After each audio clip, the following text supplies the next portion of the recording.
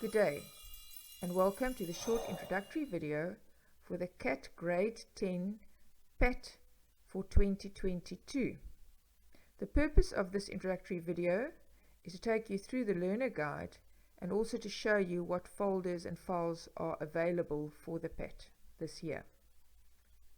You'll receive the following from your teacher: a PET pack folder with documents that you will need for your PET.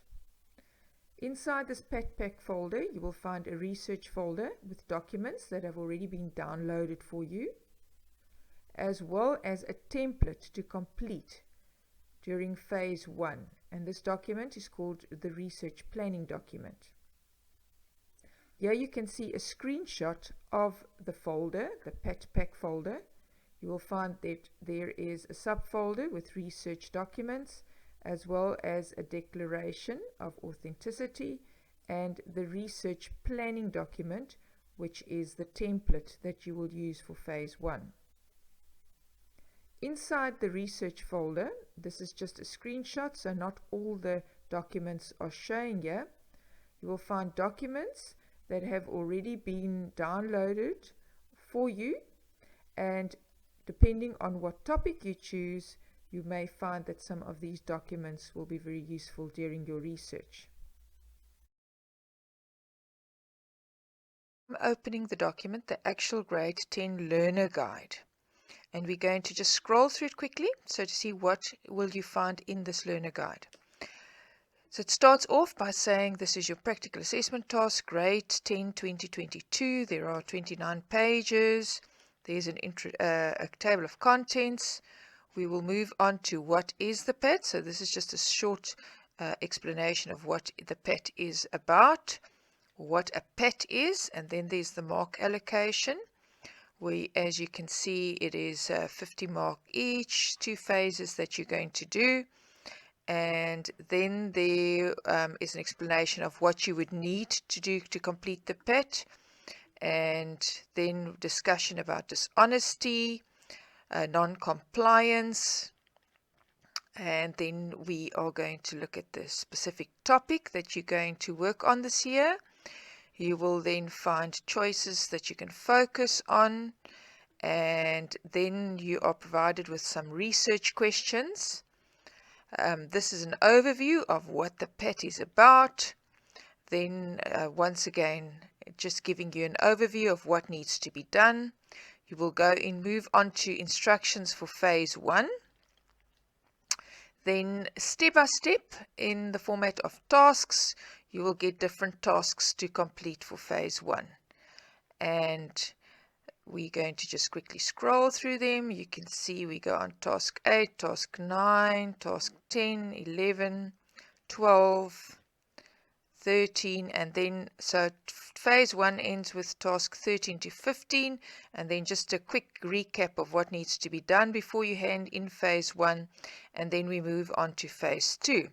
In phase 2, once again divided into tasks, taking you through the phase 2 step by step. You'll see we continue task 3, task 4, and it continues with different tasks up to task number 16, and then once again what needs to be handed in when you hand in phase 2. There is the assessment. Okay, so you'll find at the end of your learner guide, you will find the assessment rubric, and it will give you once again phase 1 50, phase 2 50 marks, a declaration by the teacher with some comments. Then you will find the assessment tool. So this is the marking rubric that will be used. And what you'll note is that if there's a number 1 here for phase 1, it will be your first task in phase 1 will correspond with this number 1. Your second task in phase 1 will correspond with number 2's marks that are given here. And so the rubric is also worked out so that the assessment tool's number corresponds with the task that you're doing. So it ends with the assessment task for phase 1 and for phase 2, and you should see that the last one here is 16, which is the last activity or task that you had in phase 2. And then we will move on to a few annexures. There's annexure A, which is a guide that when you do your Word document, your phase 1, a guide to tell you what you should, this should assist you in what a good word processing document should look like. So here are some guidelines.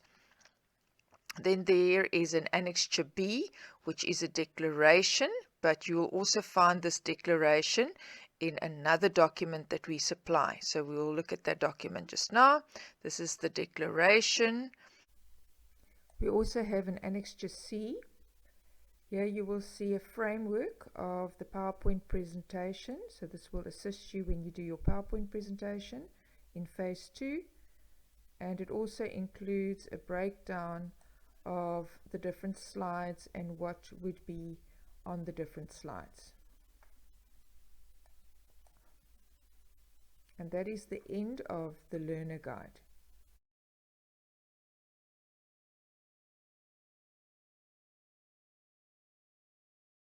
Starting off by explaining what is a PET. You're in grade 10, so this is your first PET that you will do for CAT.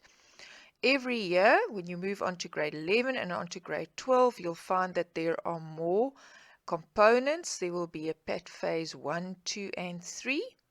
But in grade 10, you will only do a PET phase 1 and phase 2.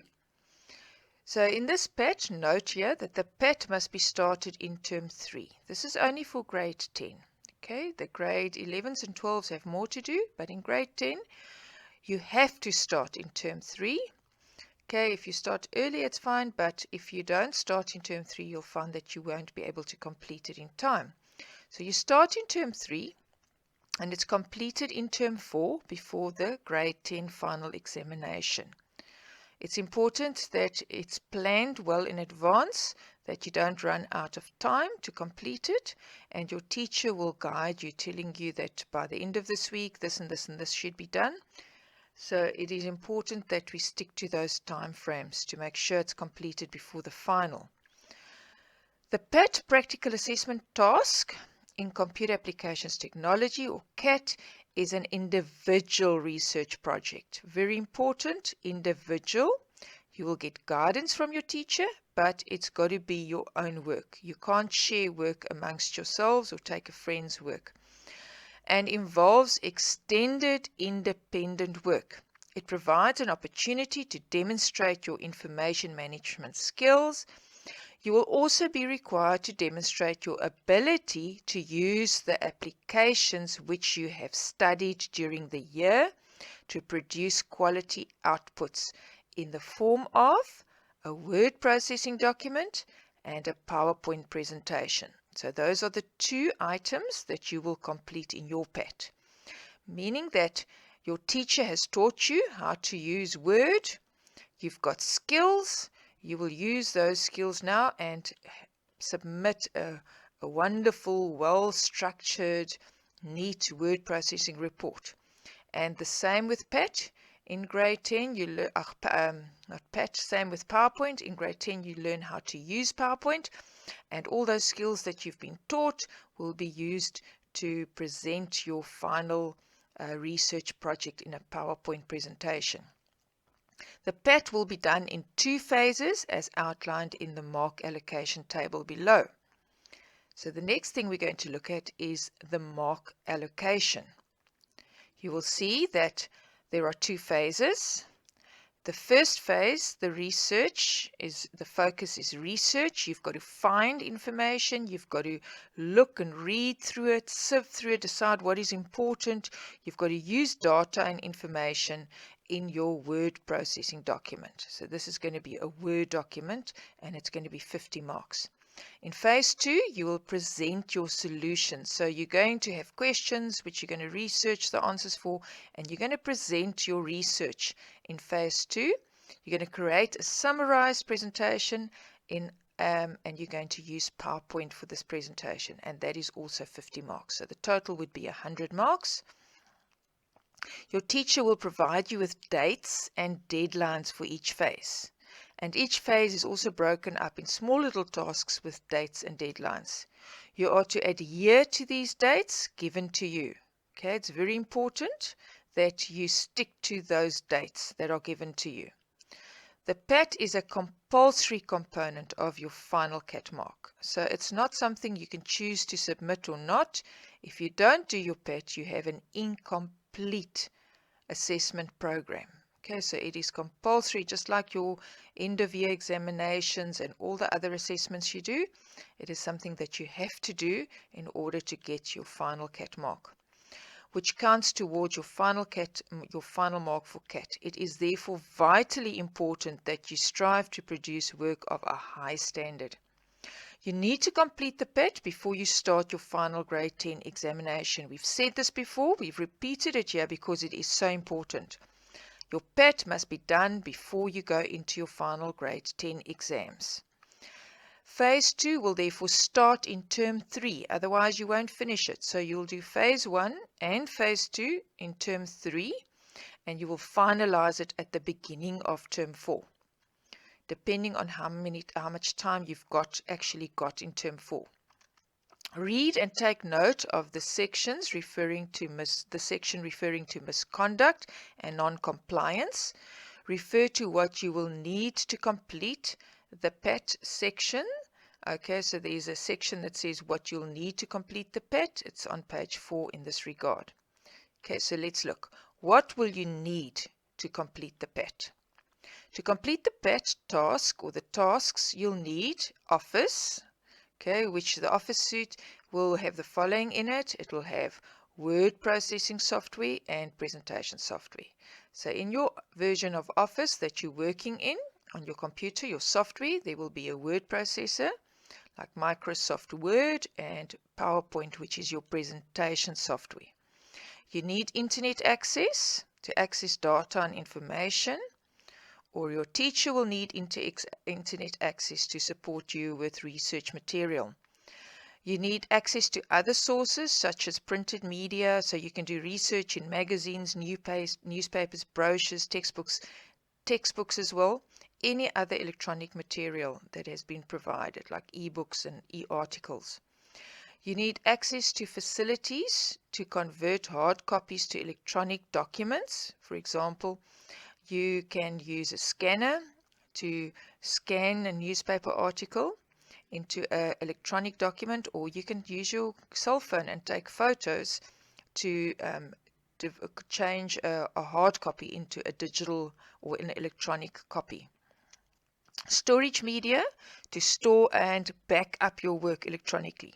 So you'll need to make sure that you have things like flash drives or CDs or DVDs if you have that kind of equipment still in your school, or cloud storage. So it's very important that from day one, whatever you've done for the PAT, that there is a backup of it as well, so that you don't lose the work you've done in your PAT. And examples of cloud storage could be OneDrive or Google Drive if your school is connected to the internet, and you can do backups on the cloud as well. What do we mean by mentioning dishonesty in the PAT? Since the PAT is an individual project, individual meaning you must do it by yourself. You can get help from your teacher, but the work must be your own work. So it is an individual project that is part of your final promotion mark. So it counts towards your final mark to see whether you pass the year or not.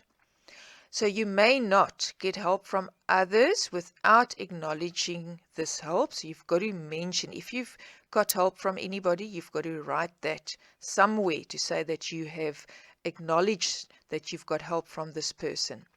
Submit your work which is not your own. So you may not submit work which is not your own. It must be your own work. You may not lend your PAT work to other learners. Okay, so you never know what they'll do with it. They might make copies and submit it as their own, and then you're involved in a situation where people will wonder whether you were dishonest. So you may not lend your PAT to other learners. You may not allow other learners to access or use your own material. Okay, so this does not mean that you may not lend books or borrow books. That you may do. You can give your friend your book and say a book if you've used a book for research, or you can use a book that another learner worked from, but you may not give your work, your actual PET, electronic files, documents to them.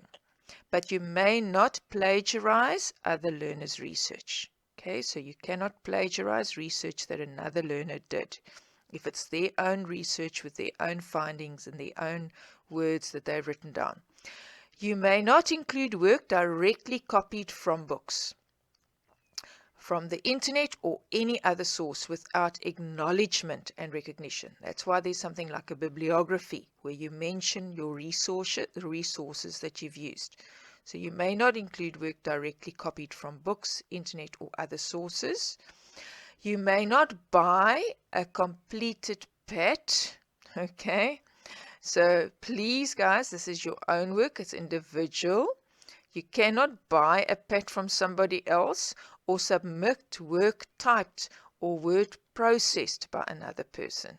Okay, the above actions constitute dishonesty, for which you will lose marks, or if it's not your own work, for example, these last two, you can get 0 for not submitting your own PET. So please remember, it is part of your promotion mark to see whether you're allowed or whether you pass the subject or not.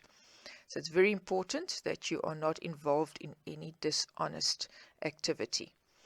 Non-compliance, in other words, should you leave out a section of the PET, the practical assessment task, you will be awarded a 0 for the outstanding part of that entire PET.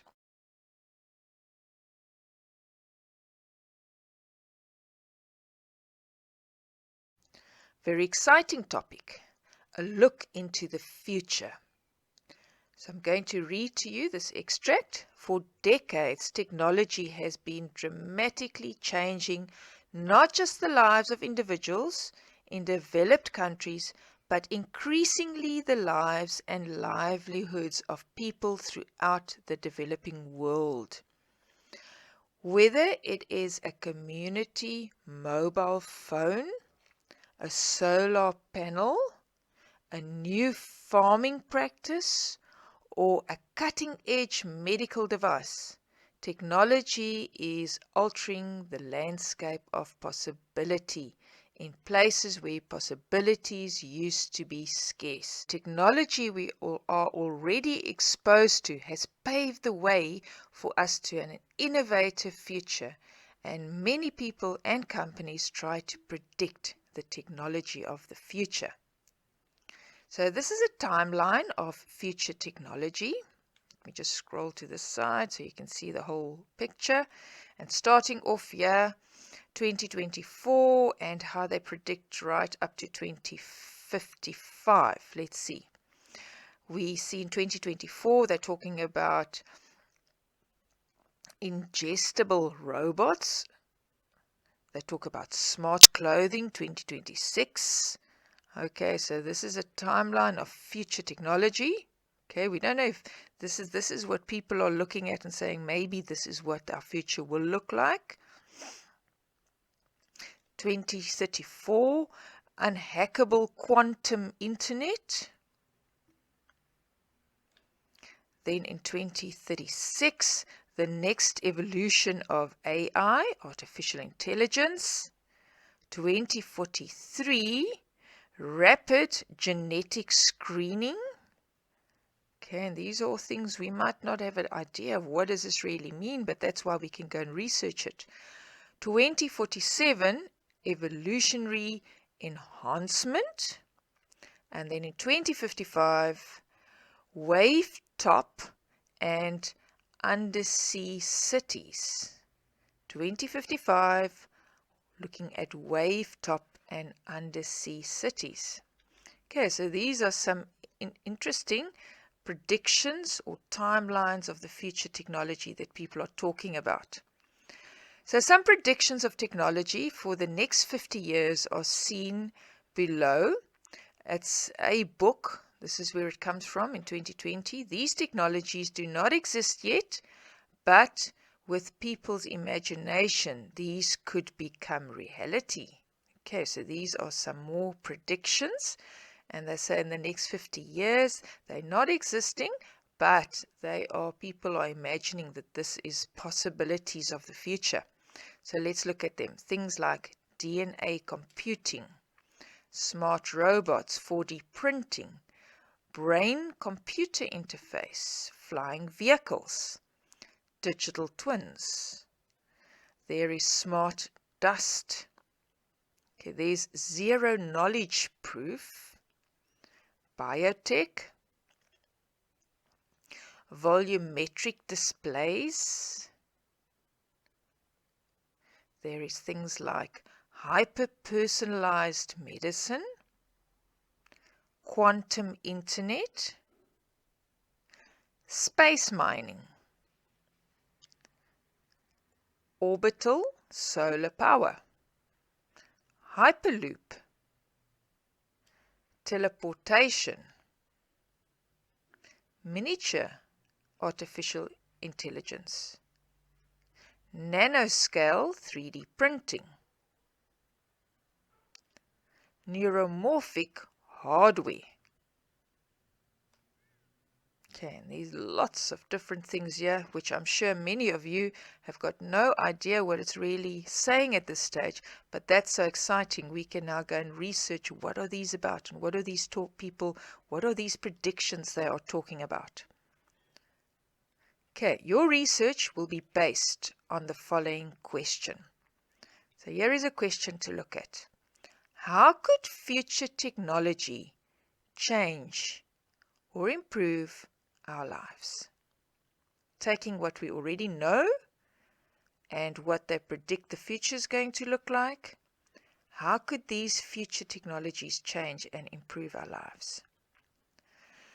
So now we get to the important instruction that you need to look at. Okay, the task that you are given. You must investigate the future technologies. So you're going to investigate in PAT, you're going to investigate the future technologies and imagine how these could change or impact our lives. Okay, how these could change or impact our lives at a specific focus area. So you can't research everything. It's just too much and too big and too wide. So you're going to have to focus on a specific area. And here we've given you a scope from which ones you can look at. You will choose one of these and you will then go and look at the future technologies. Okay, so let's look at what have we got here. You can focus on school. So if we look at this question again, how could future technology change or improve our lives in school? Or how could it improve our household, our life in the household? How could it improve our lives with regards to transport? How could future technologies change our life with regards to entertainment? How could it change our lives with regards to learning? And if we look at future technologies, how could it change or improve our lives with regards to shopping or health? Okay, so this is what you need to look at. You've got to investigate, decide on which one you're going to focus, and then go and do some investigation on what is available and what the future may look like. Use the focus areas above to complete the following focus questions. So you're going to have to complete this question in a document we're going to provide. This question must be typed out in the space provided in your research planning document. And I'm going to open that document just now and we're going to see where must you type this question. So you're going to type the following question in this research planning document and remember to indicate the specific focus area that you have selected from the list. So you'll see we've got ... here because that is where you're going to put your focus area in. So your focus question is going to be, how would future technology change, let's say, transport? Okay, and you will put the word transport there, in my life. Or how would future technology change shopping? in my life. So you need to decide which one, and then you're going to type it there in that specific space, there where we've got the dots. And you're going to type that in the research planning document. Now, before you start with your PET, watch the following videos to get an overview. So I'm not going to share these with you. On your own and with your teacher, you will now go and look at some of these videos. In this grade 10 PET, we are going to help you by giving you some research questions. So to make it easier for you, that you know what you need to go and research. Use the following research questions in your search for suitable information. These questions must be typed in the space provided in your research planning document. And as I said earlier, I will open up the document and I'll show you where you need to type them. You may add additional questions of your own. This is important. Your teacher will guide you and you can then add additional questions.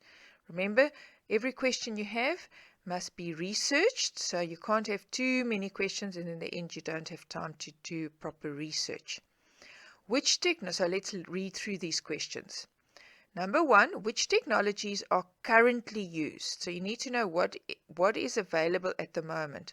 And I'm just going to take, let's take school, one of these topics. The first one here is schools. So I'm going to use that as an example every time. So which technologies are currently used in schools? Okay, so you need to replace the dots with your focus area. What are the limitations of the current technologies used in schools? What are the different proposed technologies that are available that can change the current situation? So they're already created. Your school might not be using them, but there are these technologies that are already new, maybe not available for everybody. But what are these technologies that are available that can change the current situation that you're in your school at the moment? Then we go on to number 4. What futuristic technologies are envisaged? So these things are not available yet, but people are talking about them.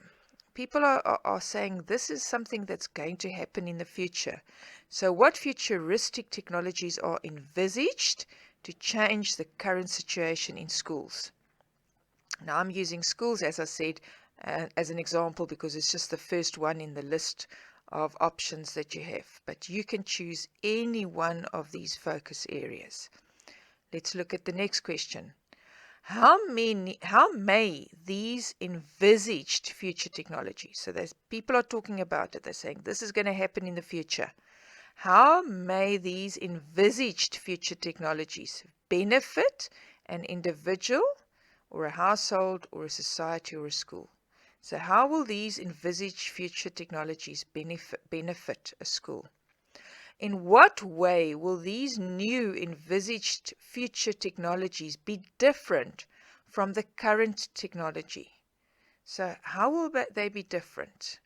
In what way? What is the difference between what we already have and what these future technologies are? What are they going to need to, what will you have to do in your school for these technologies to function, etc. So you need to see in what way will they be different. Why could these future technologies have a negative impact? Okay, so not everything is not always positive. So you need to look at what the negative impact may be. Looking at these envisaged, these things that people are talking about that are going to happen in the future. Below you'll find a guide to the processes you will have to follow to complete your PET. So there are 7 questions, and then you're going to add some more questions there of your own or a question of your own, and these are the questions you will then research by focusing on a specific focus area.